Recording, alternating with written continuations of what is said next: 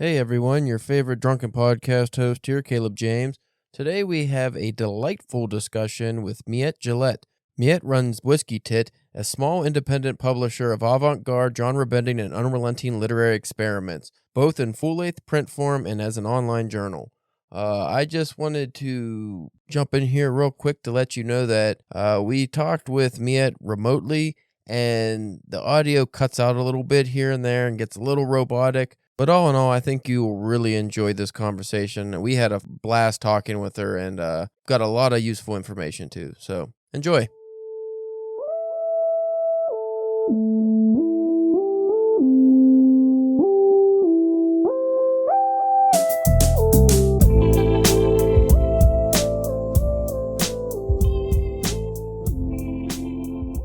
You are listening to the Drunken Pen Writing Podcast. I'm your host, Caleb James. With me today, Spencer, the Lancaster Linguist Church. Oh, that's kind of fancy. And we have a special guest today, publisher and editor of Whiskey Tit books, I guess. Miette Gillette. I still want to say Gillette. Miette Gillette. Gillette sounds just as nice. Gillette can be like your little nickname like you gave to Spencer. Gillette almost like floats on the water, you know? It's like delicate. Gillette sounds, hard and American. It's okay. I will take razors or I will take French royalty, whatever you choose any given day. It's fine. Because you can't have both. You can't have, Do the French use razors? Not as often. I don't think so. Some do. There's a lot of armpit hair. Sorry, I wanted to ask about armpit hair on the French and how you know this. If this is, I don't want to disseminate fake news into the internet, so I want to know if this is, this is verified fact. I am going off of art books from the 70s, and everyone was kind of hairy in the 70s. Oh yeah. So that is probably a terrible stereotype. Outdated. Yeah. Yeah, armpits are not the first place I would think when I think about 70s body.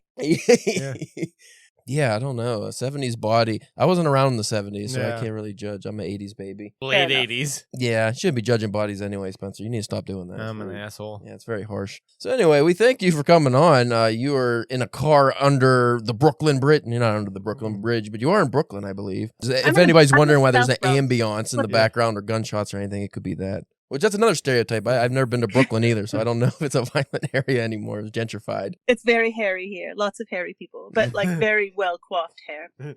Super groomed. Lots of curls and mustache wax. Yeah. Indeed.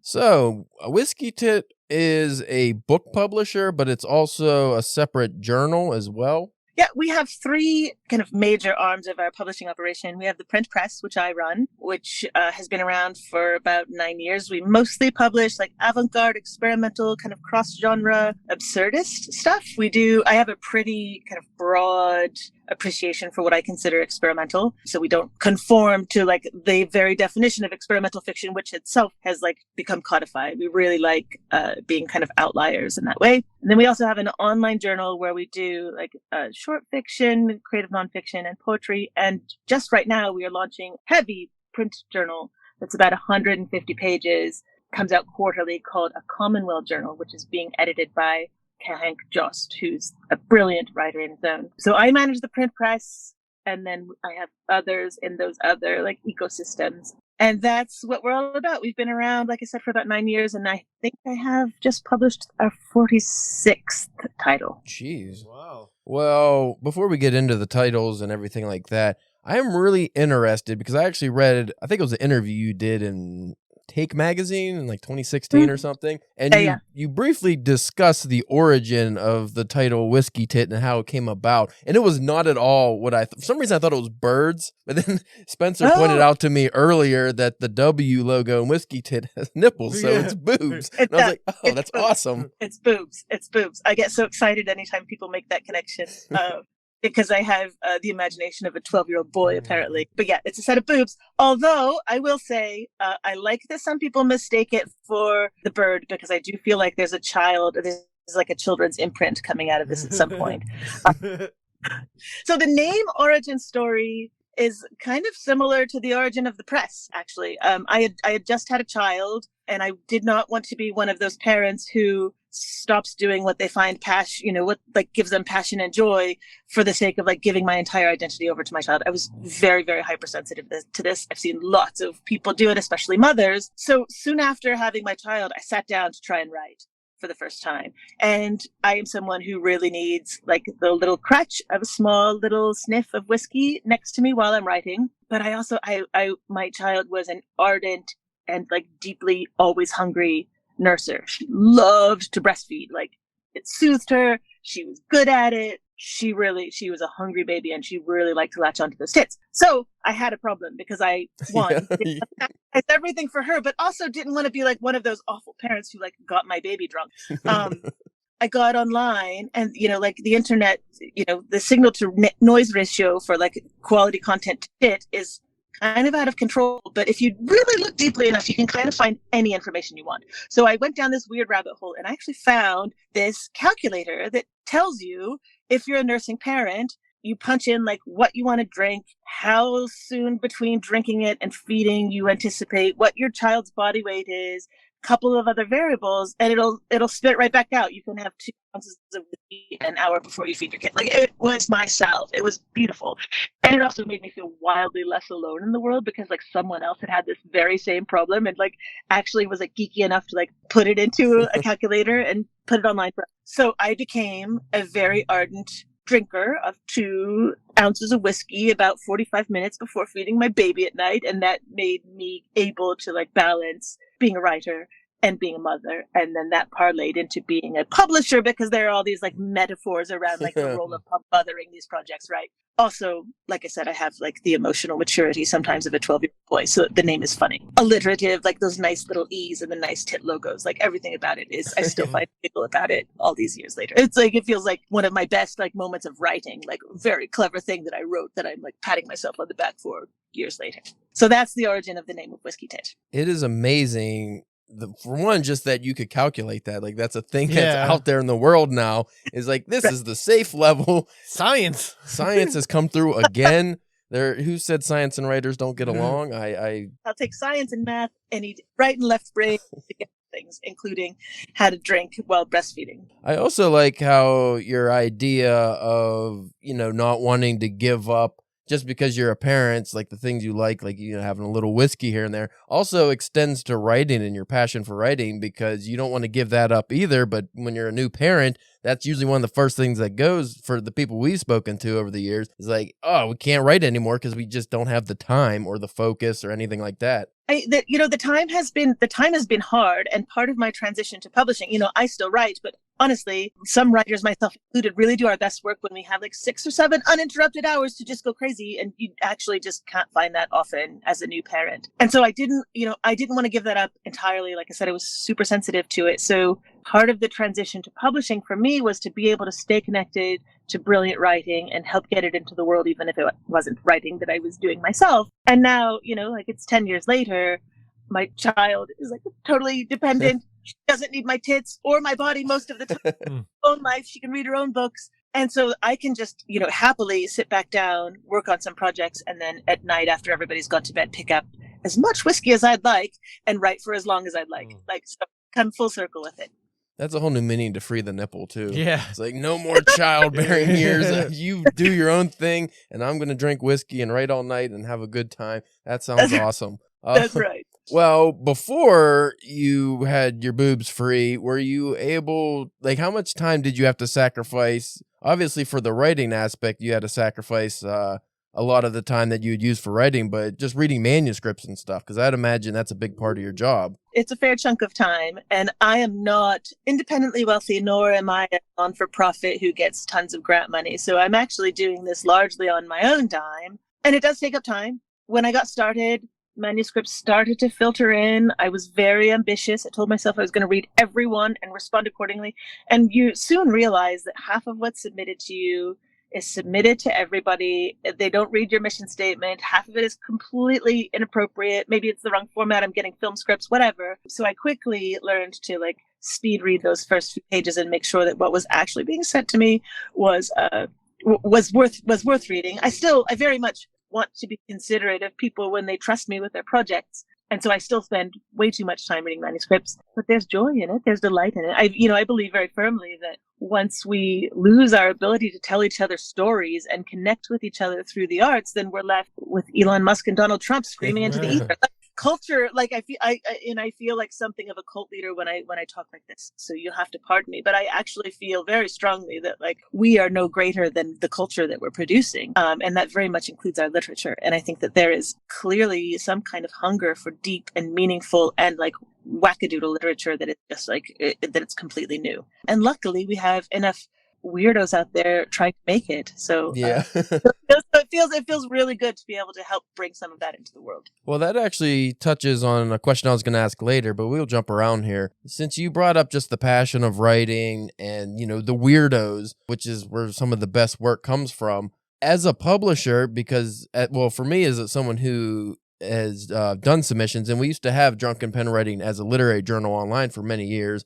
We shut that down last year, but I would do a lot of submissions. Like I'd read a lot of submissions and stuff. But luckily it was before AI came into the picture. So I'm wondering, how has AI affected submissions? Because I know most places have, and strictly in their guidelines, no AI work. But is it difficult to tell?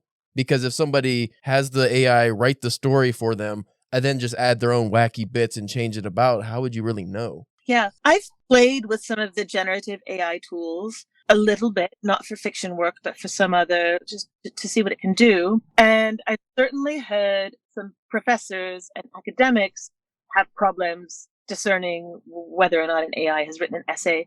The AI is actually not very creative, in my opinion. I don't know. Like an AI might be able to produce a fairly decent piece of like mid-list genre fiction. It could probably write romance pretty well, but I don't think it can write deeply literary. I think that I am a good arbiter of like when people are involved and where there's voice in story. I don't think like, maybe AI will get there, but I don't think it's to the point where it can write the kind of stuff that I'm looking for. I should hope that I would reject any piece that came in that was written in AI and let part of the experiment and good, because like everybody's trying to do that experimentally, and those experiments haven't been very interesting to me. Well, as of now, AI is just an amalgamation of what already exists, so it can't be original. So especially a publication like yours that is accepting out there, avant-garde, postmodern type of work, it's very hard for AI to write that. If you want AI to write, just some, like you said, romance or maybe a cozy mystery, it could probably do that enough that with the writers tweaking, it could be passable for a convenience store shelf or something. But even so, my fear would just be that at some point the AI gets advanced enough that you get submissions, you're like, ooh, this is really good, and it turns out somebody didn't actually write it. Yeah, I mean, if and when AI becomes that good, becomes that clever, then maybe we have other work that we need to do. But as of now, I don't see it getting there for quite a while. We'll see. Well, going just back to the avant-garde stuff, because I just love that you publish things that are out there and are different. Because one of my struggles over the last year, I've been submitting a lot of short stories. You could name almost any publication I probably submitted to by now. And I've had a few acceptances, but I think I'm up to like 73 rejections. My goal is 100 for the year, so I'm getting there.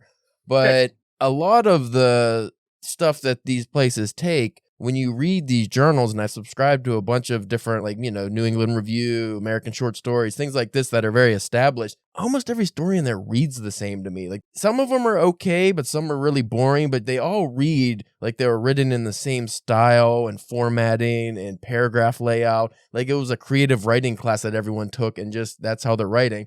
And I can't deal with that. Like, I don't want to write like that. I don't want to submit work like that. So it's very nice and fresh that there is some publications like yours out there that actually take work that's different and want to expose the unique culture that really should be the forefront of writing, the experimental, something that's different, because we don't have that anymore, really. Everyone kind of copies each other with TikTok and everything. Everything's the same, and it gets bland. I think that there's very much a homogenization going on within American letters. And I think that that's going on across the arts, right? And it's largely because these things are driven by shareholders and profits, right? Like increasingly. So you have streaming services where the algorithms are looking at like how they're going to keep you in Netflixing and chilling for hours. You have people reading on books on the Kindle, where Kindle is reporting back to the big publishers how far people are reading within their books before they drop out. And people are making creative decisions based on that, which is total horseshit. Like, we should not be doing that as artists. Like, we should not be thinking about that. Yes, we all need to survive, and that involves, like shaking the can and making a little money. But if we're making art for the sake of commodification of that art, then actually we we might as well go work in accounting. Yeah. Like I'm glad to host your accounting podcast. But in the meantime, I think that, so I got started when I decided to publish the first book. It was the book of a friend of mine, which I thought was brilliant, but which was so hard to classify. He got hundreds. He was very much in the hundreds of rejections when I realized that we could just do it ourselves and that I could just do it for him. And that book is beautiful. It remains one of the best things I've ever published. It's called Gaha, Babes of the Abyss. And it's very seedy and very cool, but the high concept of it involves like teenage performative incestuous lesbians who are Martian princesses, right? Like it's wild and way out there, and nobody would touch it despite how beautiful it is and despite thematically what it was doing and despite what it was doing with language. And you walk into any independent bookshop, which like they're very cute with all of their like Wes Anderson inspired decor, but a lot of them frankly don't have a selection that's that different than an airport bookshop. And I hate to say that because I love independent bookshops and I will always support them, but like they need to be carrying cool, weird, small press titles. They don't need to be carrying the big five. There are plenty of people publishing selling big five books.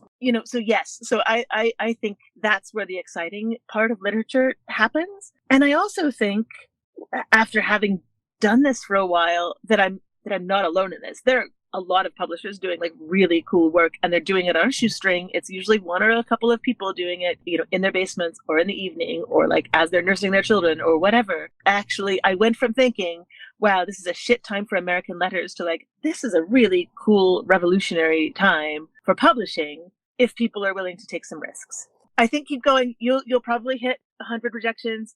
Maybe not by the end of the year, but keep working. You'll find the right people. There are lots out there that are championing this kind of work.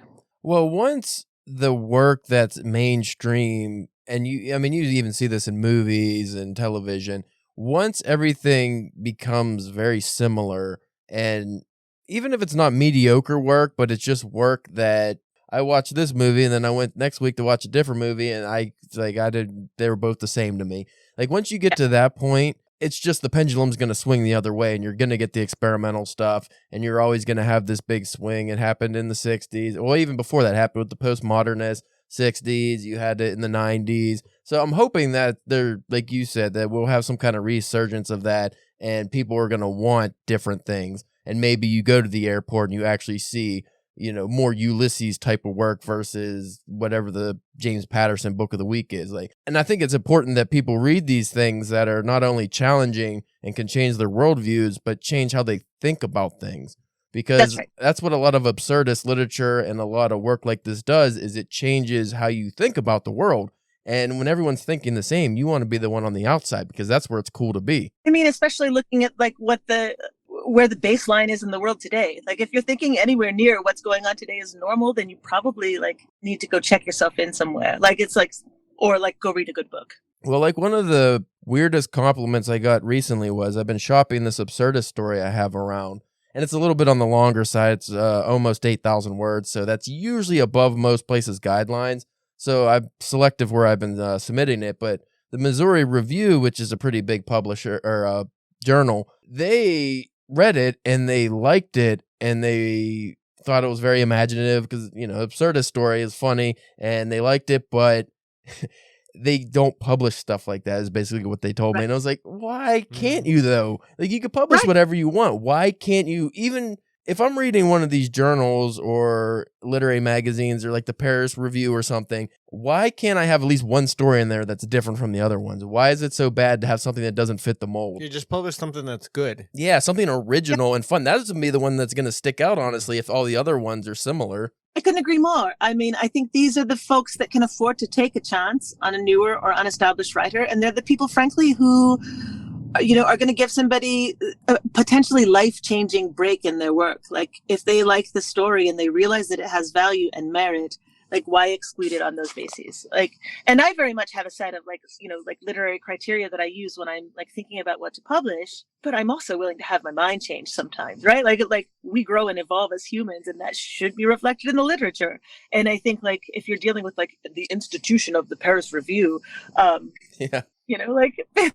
maybe there's only so far you can go with that. But I do think that it's unfortunate. And I do wish, I feel like they have access and they have access to help all of us, right? Like there's no, like, why isn't the Paris Review insisting that Whiskey Tit be pulled on the show? I feel like the people with access and with power should really be should be put on the hook for helping those of us who are taking the risks in the field, I think. But that's another lecture for another day. I think it's a gatekeeping issue because, like you said, it's an institution. You know, you look at the New Yorker, the Paris Review, the Dublin Review, any of these big time journals where if you submit to them, you won't even hear back because they get so many submissions. For writers, it's a resume point. They don't even care about the publication necessarily, because I know a lot of people that don't read those because they're kind of boring. They're kind of drab.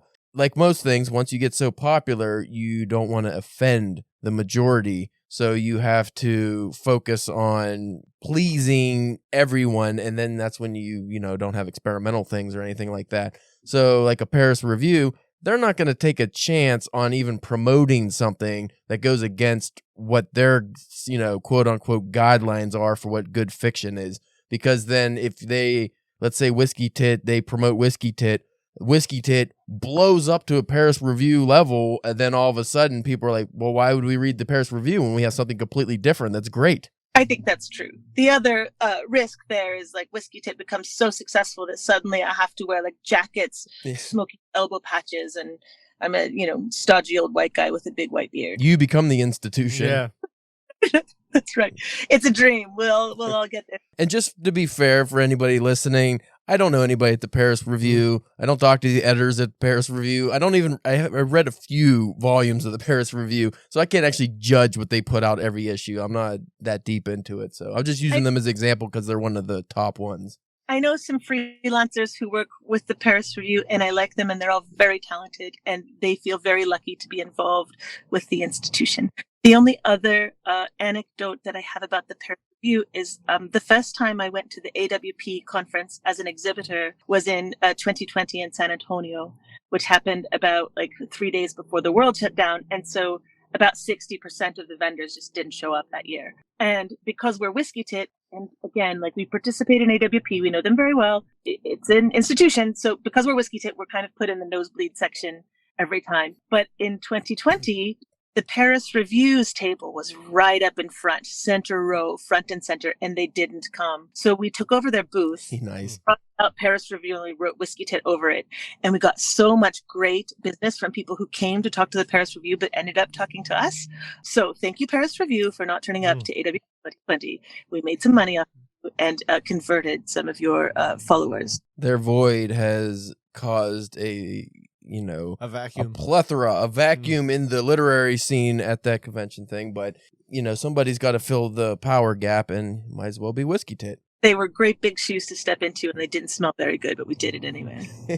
I do like that a lot of places being an institution is only because they've been around so long. Yeah. It doesn't even have anything to do with the quality of work at some point. It's just, if you've been around for 50 years and you could put the date of when you started and people are like, oh, that's a good one. That's old. So if Whiskey Tit just holds out for another 30 years, you could just, get anybody probably. Well, we'll see how it goes. 30 years is a long time in publishing, but yeah, maybe we'll make it, and then we will be that person. It would be great. I can't wait to be a gatekeeper. For those who may not be familiar, is there a certain, like, when it comes to the stuff that you publish, is it more just kind of like literary stuff, or will you publish things in different genres, or is that part, like, I imagine that's probably part of the guidelines when you submit? Yeah, I don't do a lot of straight genre fiction, and I don't do a lot of straight literary fiction unless I can find a way in which it takes some other risk. So if you have a mystery novel that is written as like Homeric epic, I'm cool with that. If you have like something that is like crazy genre bending and that doesn't like feel literary in terms of its language or rhythm, but is like, I don't know, I don't want to give a story because I don't want to out any writers or call them non-literary, but like if it really plays with those tropes or like crushes them in some way, I'm all into it. If it is like hugely experimental, but not just for the sake of like fucking around and like letting a cat walk on your keyboard, but actually it does that without compromising narrative or like the joy of reading, I dig the shit out of that. Like I love, like I said, I have a pretty wide appreciation for what I consider literary experiments. Sometimes it's just like a really great 500-page novel that's told in the form of a novella. I have a couple of novellas which are mysteries to me. Because it has to be as concise as a short story, but as comprehensive and complex as a novel. And by God, as a writer, like that is fucking hard. And if you can pull that off, Like, I want to see those. Likewise, I have a 1,000-page, 4-part, like, world-building, historic fiction, low-tech noir, wild epic that nobody is going to touch. Nobody wants to publish a 1,000-page book because honestly, nobody's going to want to read it. If it fits our like we did. We don't sell millions of it, but they find their audience. They find their people. So that's what we're all about. Well, it sounds like you're starting to touch on ergodic literature, the more experimental art styles. Do you publish anything like that? Like, like a House of Leaves, for anybody who doesn't know what ergodic literature is, like weird formatting and, kind of more, almost like an art book. Yeah, a couple. So Tarina Elizabeth Bell has a short story collection called Tell Me What You See. Every story is told in a different experimental format. So one is an erasure poem. One is a story that's told largely in text messages. One uses, has images that kind of fade in and out, that again, like, are not done just for the sake of gimmickry. Like, those are definitely like part of the cohesion of the narrative. But I love that. Like, I was all about this book. The book is deeply political. It's really meaningful to me as someone who's been in New York. Tarina also has a bunch of, like, she grew up in Kentucky and lives in New York City now. So there's a lot of, like, identity and, like, figuring out who you are on both sides of the spectrum with respect to, like, living in America today, which I love. There's another book called Not Safe for Work, NSFW, by David Scott Hay, which is kind of a slipstream experimental horror that involves social media moderators. Essentially, the plot is kind of constructed around a couple of social media moderators whose job it is to watch the most horrible flagged stuff. And they take comfort and solace from watching these horrible things with, like, drugs and sex and jellyfish. And so there are some, like, conventions that go on the page to, like, exemplify that a little. So yeah, so I don't shy away from those books. I mean, I'll tell you, they're hell to produce sometimes, but it's worth it. Yeah, the only downside to that kind of work, especially when it goes into the formatting and stuff, it has to take a lot of effort to put a lot of, some of those together. Especially, I'm trying to think, I can't remember the title, but I saw a book recently where every story is really, really strange and gross, and it's not even about the actual stories, though. Like, the book is meant to be beat up. So it already comes, because it's a post-apocalyptic story, or a set of stories, but the book itself is set to look like it's been burned and beat up. And then the fans, it was a great selling point because then people have to buy more of the book. You beat the shit out of the book, you light it on fire, you blow it up, you make it look like it's been in an apocalypse. And that goes into the art style, just being beyond the actual art itself when you're incorporating the reader into it and making the book their own in that manner. But I tried to buy a copy of it. It was like $800 on eBay right now, because that's a problem with a lot of those books. I don't know if you guys at Whiskey Tit have had this issue, but some of these books, they're so hard to make and print, and they're probably very cost prohibitive. So you can't keep making them. So you do 1 or 2 print runs, and then it becomes one of those rare books that cost thousands of dollars. Yeah, we have not had any Whiskey Tit books aftermarket for thousands of dollars. We've certainly had a couple that have tried to be listed for that, and then they just go nowhere. And I think that that's just wishful thinking on the part of some evil robot. Like, I don't think for some of that, I don't even think that there are humans behind it, I think. But yeah, I mean, I think that style is cool. I think that art books are great. I am remiss for the 90s in New York City when you could go into most bookshops and cafes and find zines that had been printed out at Kinko's or FedEx or whatever it was called. And I think there's still a little bit, people are still doing that a little bit. Largely, that's an art form that has mostly gone online now. But I think anybody who's working in that medium deserves to be celebrated for it, because it's increasingly rare. Like you said, it's a great way of, like, connecting with your readership. If you're asking them to destroy this book, that's pretty cool.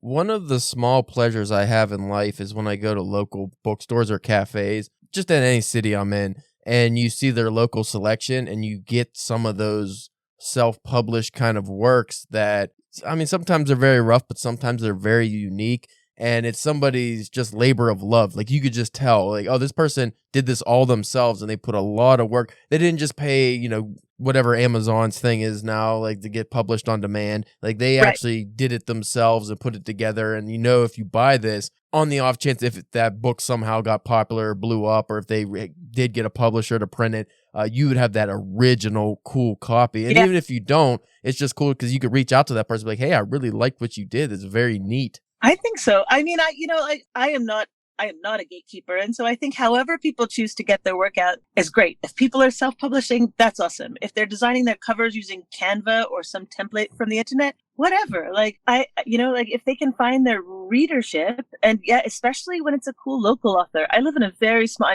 I'm in the South Bronx, but I live in a very small town in Vermont. And when you go to a local shop and see like the cool, like I should take that back.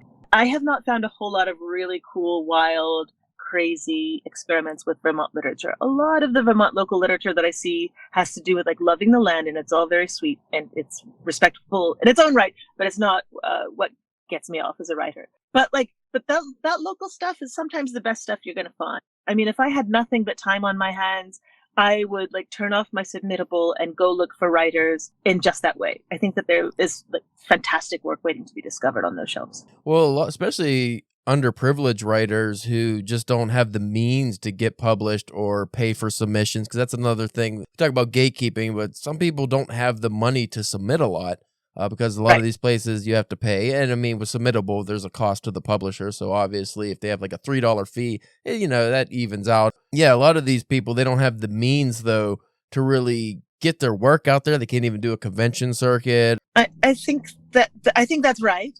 At Whiskey Tit, we don't charge submission fees other than the Commonwealth Journal that Hank writes. He has a recommended $5 fee. And if you pay that, he will, read your stuff and critique it very carefully. And he is it's well worth your $5 for that. I don't take them. I don't a fee on my, on the print press. Although, what that often means is like, I need more time to around any kind of feedback. But even still, I mean, you're entirely right. Like the people who control the internet, can put together a cover letter, can submit work that is already polished and already workshopped, tend to be the people with a little bit of privilege to have gone through that process. So, you have to kind of look a little deeper or be willing as a publisher to accept that there's work that this still needs work, but that it's like just as meaningful, and you have to find a way to support that, even though it clearly has not been workshopped or has not been through a program, or they didn't have money to find an editor. And I think that was definitely a growing pain that I had. Like I would find all these brilliant manuscripts that were like ready to go, and that was great. And then after a couple of years, I had a moment of reflection, realizing like I had passed up on some pretty awesome stuff because I didn't have the means or the bandwidth or the money to actually like invest the time into that work, when that is oftentimes the work that's like even better. So we're getting there. We're doing some awesome work in that front. And we're all, like I said, I'm Whiskey Tit is just me, and I'm one person. And as such, I'm deeply flawed because I'm also a writer. So I'm pretty fucked up myself. So we're all learning here together in our own fucked up writer ways. Just going with like the submissions and paying for them, and we are all fucked up. I agree. Oh, That's yeah. one thing among creatives. Usually the best writers, comedians, actors, even they're fucked up people, or they had hard childhoods. Like there's always something there that makes, I don't know. Like if you have somebody that just grew up with a great life, usually they're just bland people. Well, that's like that one comedian. I forget. There's probably been a couple, but the one joke with like Michael Jackson of like, with his, dad beating him too hard, beating him. You gotta beat him enough so he becomes a great singer. You beat him a little too much, and he starts becoming diddling kids. Like That's rough. Yeah, I mean, there is something that compels us to do this work instead of like working in an office building or sweeping up a cafeteria or whatever else it is that people do with their free, like Netflixing and chill, like whatever it is that people are doing with their professional lives or with their like passion in their free time. Like there's something that makes us want to do this stuff, and that is. I think it's beautiful. I think there's hope that like not everybody wants to do the same things that some of us in the middle of the night like would rather be, like furious trying to like get some words on the page or share a story or something. Well, if I could be as douchey as possible, I really do believe that writing is a form of magic, because you read something from like Dostoevsky, you're getting a guy who's been long dead from a different country, if you're not Russian, and his words and his ideas go into your brain, create pictures, and then all of a sudden you might be finding that you're agreeing with his ideology and it becomes your ideology. I just think that's really cool, because even like painting, it's, not quite there. That's a different kind of method of expressing yourself. And you can make people feel things with paintings, but it's not this, like writing really gets into your head literally, because, I think that's one of the most intimate things you could do is read somebody's thoughts. Right. Anyway, going back to just the submissions real quick. One of the things that I find helps just for anyone who's listening, who's an aspiring writer, if you are struggling with the submission fees, if you can manage it, a budget really helps. This year I started focusing more on contests and stuff, and that is hard because I've submitted to so many $10, $20, even $30 contests, and it's like, a lot of times you don't even hear back. Like they don't reply. Like they take your money. They apparently read your story, but they do nothing. You don't even get the generic rejection because they probably get so many submissions. But do you find that not having a submission fee sends way more submissions your way than if you had that fee? Is, we talk about gatekeeping, but it is kind of a form of gatekeeping, but it also would help you out in that it limits the amount of submissions you might be getting normally. Yeah, I mean, I definitely think people would be more judicious about what they submitted to me if they had to whip out their credit card before doing so.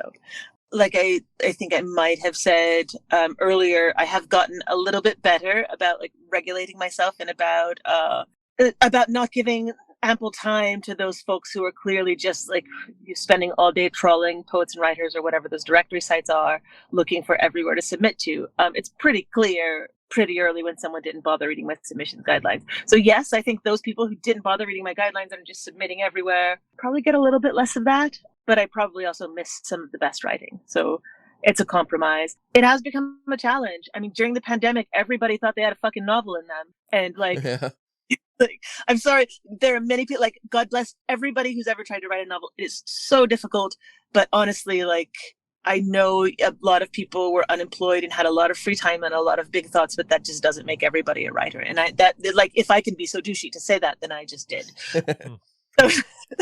So I got way more submissions than I knew what to do with, and actually had to like shut down the submissions engine for a while to try and catch up. I missed a couple. I pissed a couple of people off who like really thought that they deserved a shot, but we all got through it. And yeah, so yes, there is something to be said for a paywall, right? For just like putting that in place, even if it's nominal.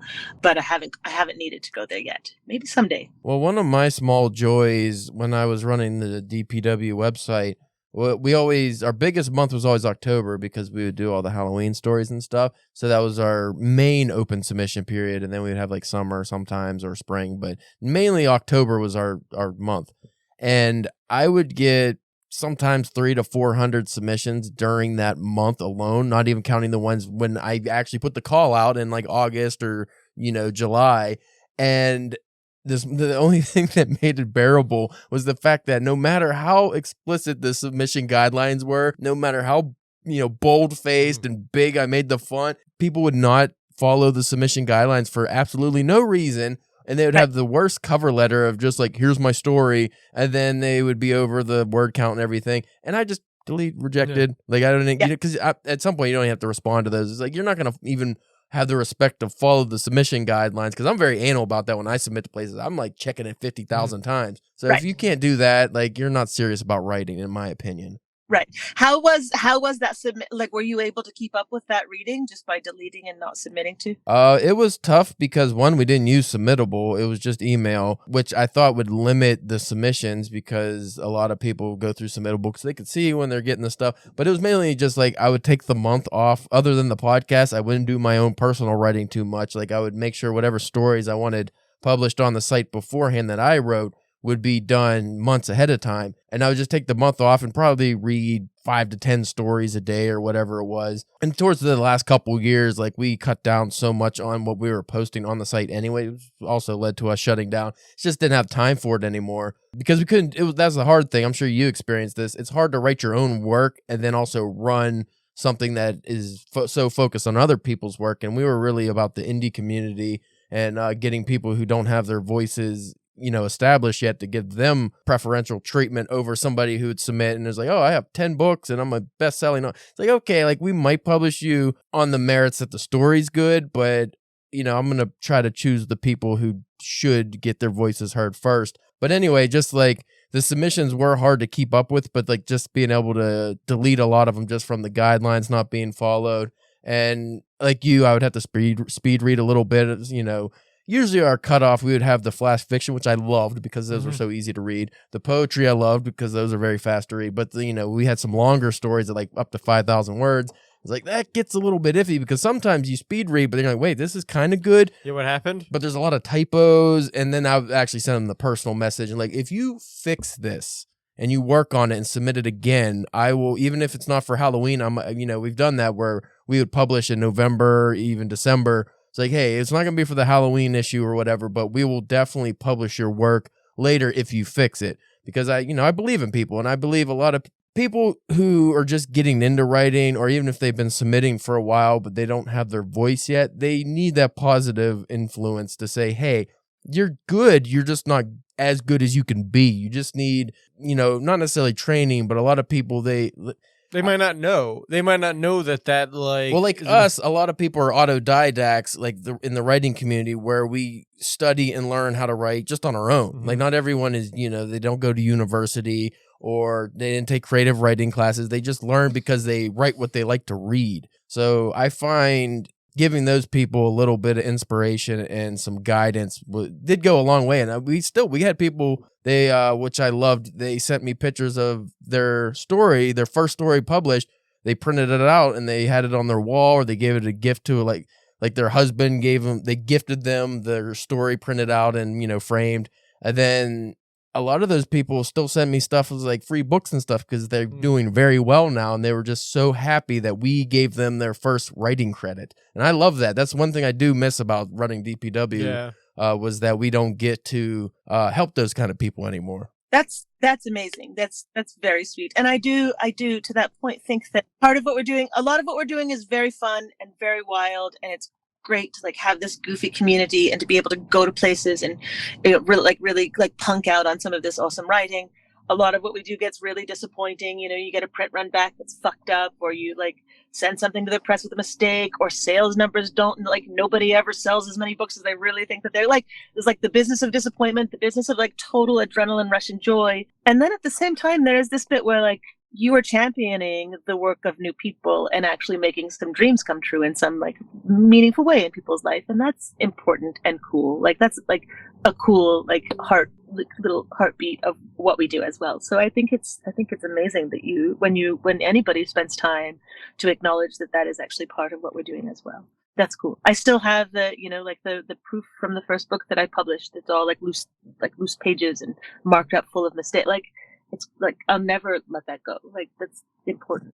Well, I felt just the responsibility when I was just doing these stories. I imagine for you, when you read a submission for somebody's book who can't get it published anywhere just because it's so different, and you can see the potential in it, or maybe it's already ready, like it's good enough that it could be printed or published, and you have the responsibility of saying, hey, you are actually good enough. Like, you should pursue this more. And, even if you didn't accept the work for whatever reason, you could still be like, hey, you're on the right track. That could be kind of heavy, because when you get so many submissions and you get bogged down, you almost, it gets to the point like when we see bad news so often that no matter how big a tragedy is, unless it's really an outlier, you just kind of go, okay. Like, okay. So you get all these submissions. Eventually you're just going to be like, all right, unless it's really good, it just kind of, whatever. Like, you don't really have an opinion on it anymore. And that's like a tough thing, because I think that just happens. It's almost like burnout. That probably happens to anybody in the publishing industry. I think that's right. I think that's entirely right.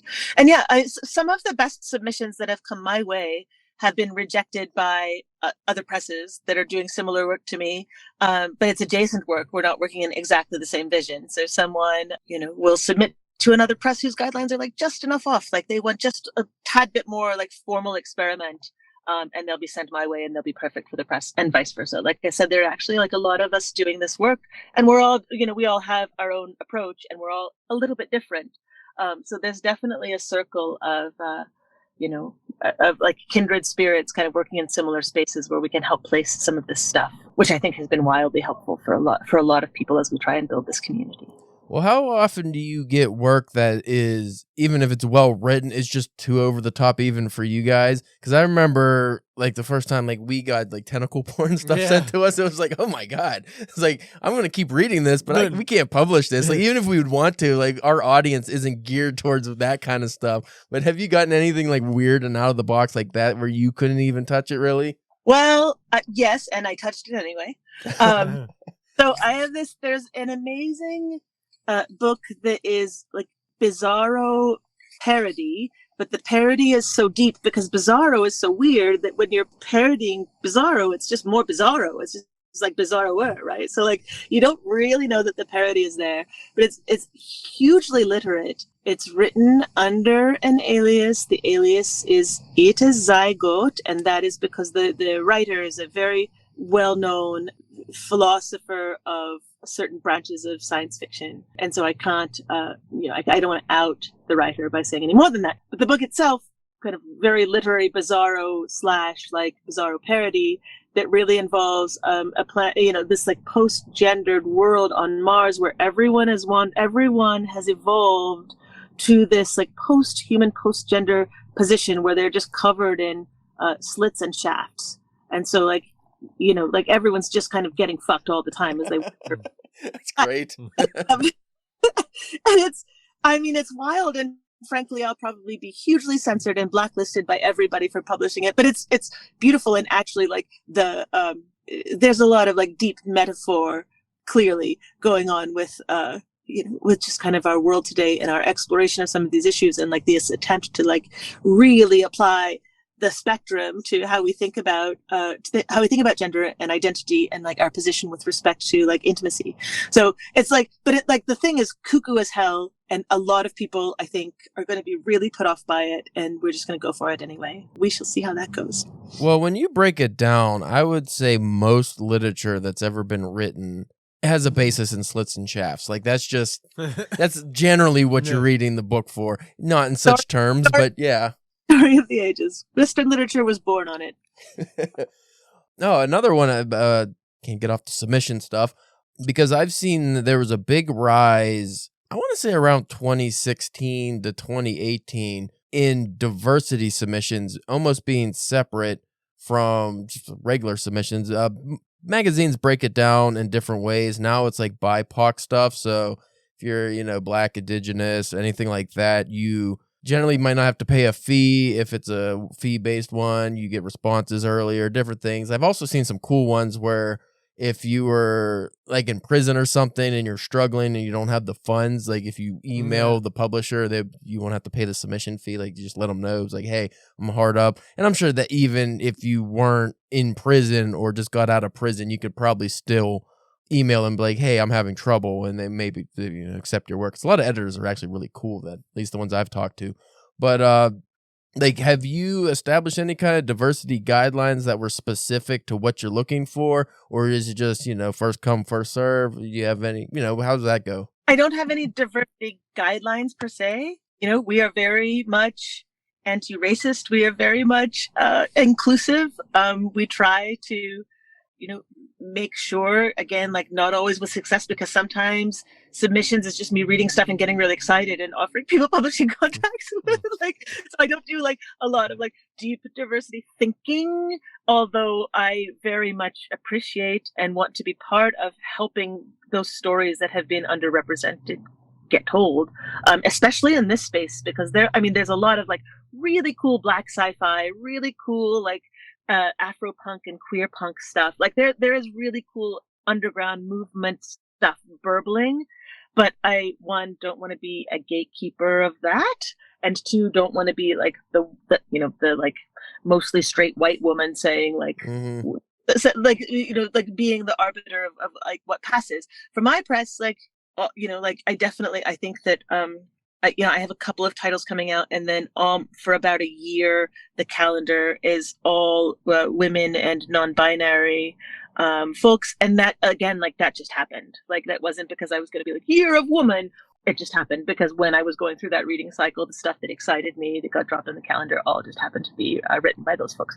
I think that if I got better, if I were able to hire readers, if I were able to like have an editor sit down and like look at an actual publishing calendar and make more sophisticated recommendations about where books go on that calendar, we would probably like be a little more rigorous in how we codified those things.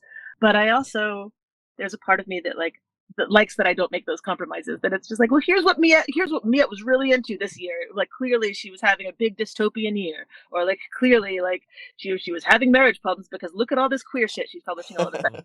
I think that's I think that's exciting in some ways, but I also feel like as the press becomes bigger than just me, I need to get my act together and class it up a little bit. So if we ever actually make money and are able to hire those people, we would definitely go there. We do have, I believe the language directly on the homepage says, like, if you want one of these books and cannot afford it, get you a book. And I think that's kind of where I've left it with respect to that stuff, right? Like, if you, for whatever reason, cannot afford to give me $20, I don't want that to be the barrier between you accessing that literature. That's awesome. I like that, because a lot of people, what turns them off on just reading new works that they normally wouldn't give a chance is the price tag. Yeah. And often a lot of smaller publishers have to charge a little more because they don't have the big, I could just print 10,000 copies of this so I get a discount. Like, they just have small print runs. That's right. The margins are barely there. And frankly, like, I'm grateful that not too many people have taken me up on that offer, because the margins are barely there. But it's really important to me that this stuff is accessible and that's not the barrier to entry. Well, like, going back to the diversity stuff, I was always under the, at least under the opinion that the work usually will stand on its own, Yeah. So no matter who is submitting it, if the work's good enough, that's what really matters. And we already talked about giving voice to the people who, you don't want to say the voiceless, but they don't get the same chances. I do think that's important. I've always appreciated publications that do blind readings, where they don't want to know who is submitting before they read, so they don't have any kind of bias going into it. But then that also is tricky, because a lot of people who are submitting, well, it's tough now because I don't think there's as many white male writers as there used to be, because I don't personally know too many writers, but then again, a lot of the ones I know are white males. Yeah. So let's just, for shits and giggles, say most of the people that are submitting to places are white people, and they are obviously had their voice overexposed for how long. So when you get into blind submissions, then I don't know, it's tough, because if the work just speaks for itself, but if there's like 2% of BIPOC people and the 98% of submissions are just random white people, chances are statistically you're just going to publish a bunch of whiteys. So I don't know how that works either, but I guess there's like a catch-22. It's like you want to not judge anything but the work, but then you also want to give voice to people that don't, give them not a helping hand, but just be like, hey, we want to read more of your work. We've had enough of this. We want to try something different. But that's right. And I think I'm very sensitive to that. I very much want to like champion the work of like cool people whose voices have not otherwise found a market. But what I'm really trying to do is build community, and that community reflects like where, like I'm sitting here in the South Bronx, and it's pretty diverse, and we have we have a really diverse friend group, and they're diverse across lots of different levels. And that's, what I'm trying to do. Like, I don't want to do any like tokenistic stuff, and nor do I want to poach anybody from working with an awesome Black-owned publisher, for example, or like a really cool indigenous indie press out of Alaska. Like, by all means, like, go to those people if that's like the community that you're a part of. But I my goal is to build something that is like as broad and deep and, like tells as big of a variety of stories in as big of a variety of ways as I possibly can, within, the reality of me being like one middle-aged woman sitting in my car in the South. Yeah.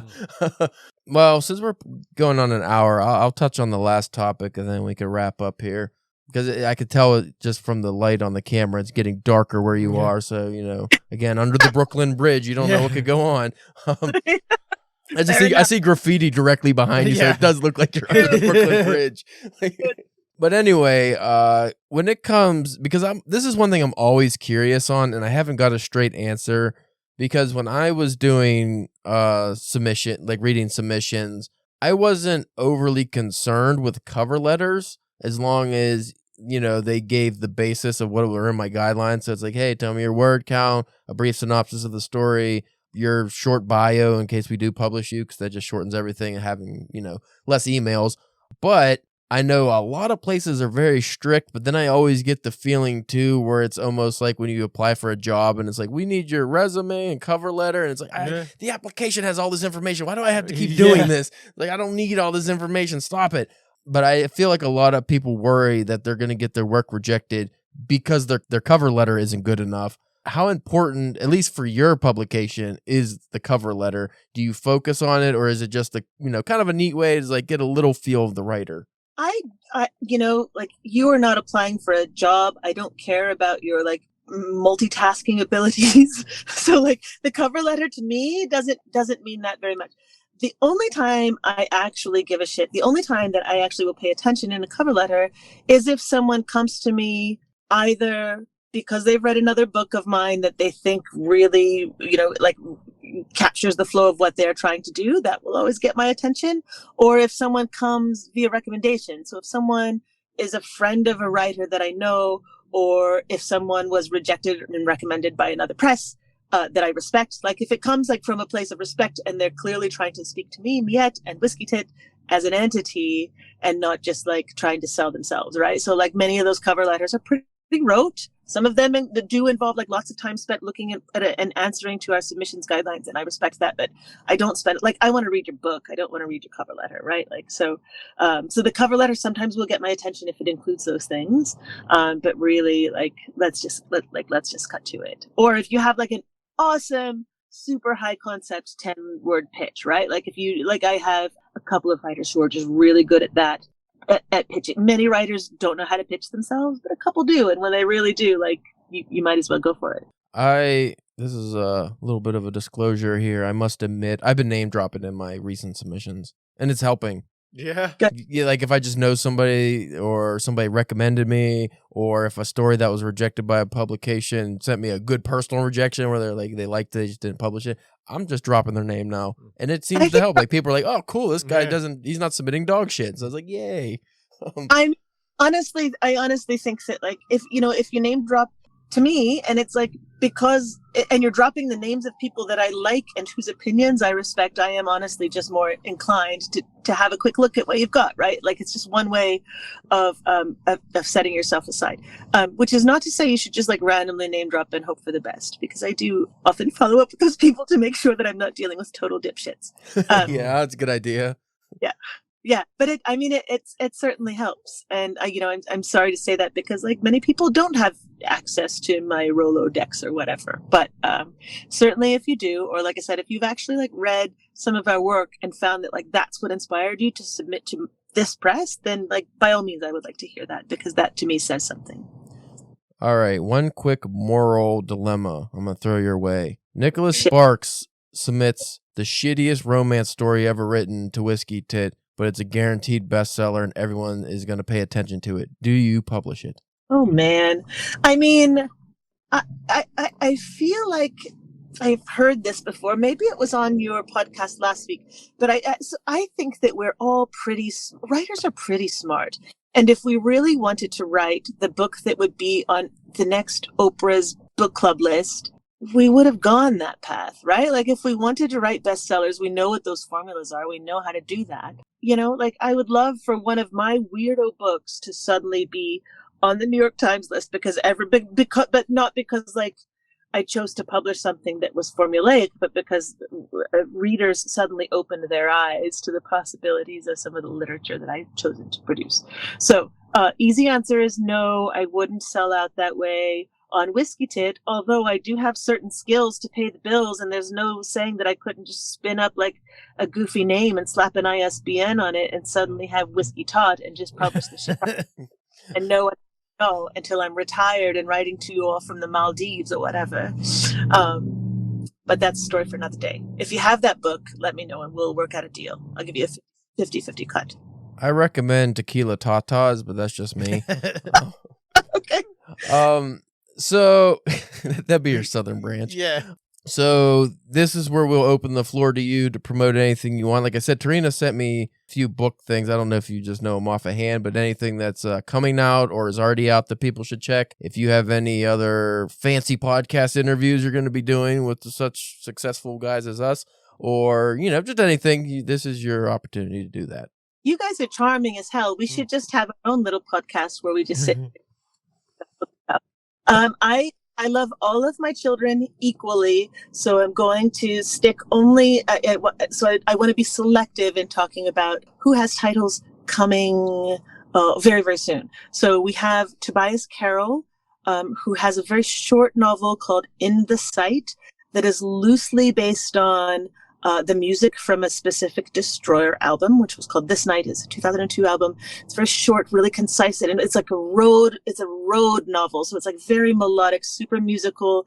It also involves like DIY brain manipulation and some other weird like science hijinks. It's very cool and super beautiful and fluid in its language. Thomas Kendall is a writer from the UK. I've published one of his books. The second is called How I Killed the Universal Man, which is like, it's kind of hard to describe other than being like a very deep insight into a mind that allows itself to embrace how fucked up it is. It involves kind of also like video game techno noir. It's very literary, very English, very close to my heart. I love it. I love him. Anna Dixon James has this amazing collection of interconnected short stories that are all kind of about women and women rising up and being resilient, except they are not done with a heavy hand at all. Like these stories express themselves by way of like a sentient woman zombie running around and realizing that like the brains of smarter people taste better. So it's like this kind of stuff when you deal with like how to like really access women finding and empowering themselves. They're hilarious and like stunningly beautiful. Tarina's book you mentioned, I mentioned earlier, it's called Tell Me What You See, and it's this experimental, like each story plays with a different experimental form. It's really stunning. Again, like if you are like living in America and have any kind of teeth grinding agita about where we are and how we got here, you should check that book out. And let me make sure I'm not forgetting. No, I'm forgetting someone to be pissed off. Dropping Out by Niamh Burns. Niamh is Irish by way of Canada, and they have written this amazing kind of like rock bottom love story, which is incredible. Oh, and Madstone by Kay Hank Just is also coming out. Madstone is kind of explores the life of 6 museum curators as they're kind of falling apart and losing their mind. It's very bleak. It's very melancholy. He's also a musician. So like I love musician writers because they just have a way of like imbuing the music of lyricism into their writing. So that's a lot. I think the most important question right now is where can our listeners find these books? You can find our books wherever books are sold. If you order directly from the publisher at whiskeytit.com, our margins are better, right? Because like I'm not giving 50% or 30% to another, to everybody in the middle. But you can certainly buy them. Uncle Jeff will drone ship it directly to your house and make a couple of crackers if you buy him. Some of our titles are ebooks and some of them are audiobooks, but we haven't gotten there with all of them yet. So if those are the ways you prefer to access your books, try and find them. And if you can't, if the book you love is not yet available in an ebook, let me know. I try to by request to make that kind of work happen. But certainly you can find our books just about anywhere. Awesome. Well, we appreciate you coming on and risking getting shivved under the Brooklyn Bridge for us because not many people are willing to do that. It's an exciting life, I'll tell you. Thank you both. This is a delightful show that you've got going on, and I hope you sell it to Spotify for $10 million and return me to publish bestsellers under Tequila Tatas. Well, we've been in discussion, and the Tequila Tatas has been on my mind for some time, so that is possible. Spencer's OnlyFans is really blowing up too lately, so this week he's the Lancaster linguist. So what are you doing with the? Are you just? It's all that SMAR stuff, like ASMR. Yeah, that's interesting. Yeah, I'll have to check that one out. I'll give you $5. You can follow us at DPW Podcast on most social media platforms. Do I have to keep mentioning everyone because I'm sick of doing that. You can check us out on those. You just Google us because now I Googled us the other day and we were on a bunch of stuff. So you self-Googler? I'm a Google. I Google myself all the time. Google yourself all the time. You never know. You never know. That could be trouble. Thank you so much, fellas. This has been a real treat. Yeah, thank you for coming on, and we will have to check out some of those books you mentioned because they actually do sound pretty cool. We might have to do a review on some of them. Yeah, I want to check out Tarina's book too, just because she was so nice to me, but also just because it sounds cool. Yeah, They are all brilliant. I love them all equally. You should buy them all. That would be the best thing to do, is just buy them all. Have a great night. I can't wait to get on all of your social stuff, except for Spencer's OnlyFans, perhaps. All right, fellas. Have a great night. All right. And this episode will be out next Tuesday, so check out for that. All right, perfect. Talk to you soon. Yeah. See ya. Bye. Well, that was a fun conversation, folks. We thank you for listening, and we will check you out next week. And by the way, we also have a bunch more, not a bunch more, we have more guests coming. So apparently we're popular all of a sudden. Everyone's coming. Whoa, maybe. I am.